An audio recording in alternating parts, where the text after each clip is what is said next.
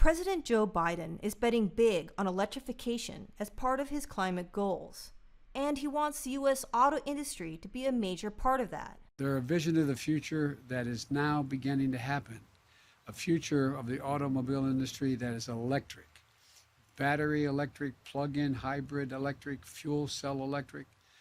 It's electric, and there's no turning back. One company picking up the baton is General Motors. GM is pledging to phase out internal combustion engine models in favor of EVs by the end of 2030. Other car makers are also making similar promises. But what does this mean for auto workers? The average conventional car contains around 30,000 parts, including almost 300 for the engine.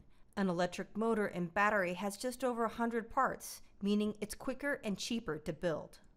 There are more than 2 million people employed in the U.S. auto sector, producing the parts needed to make cars, put them together, and sell them.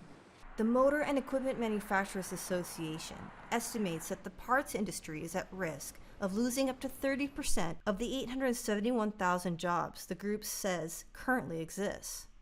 But those aren't the only jobs associated with the auto industry. An electric vehicle doesn't have oil to change or spark plugs to replace, or as many moving parts to wear out. That will cut into the jobs in repair and maintenance of conventional vehicles and the profits of dealers. Toss in the portion of the oil industry that makes, refines, and sells gasoline, and the impact spreads wider. Even the insurance industry could be affected. Tesla now sells its own insurance, underwriting its customers based on the data it draws from the vehicles about their driving habits. Tesla thinks insurance could eventually make up 30% of its profits. There will be some new jobs created. Tesla's Nevada battery factory employs 7,000.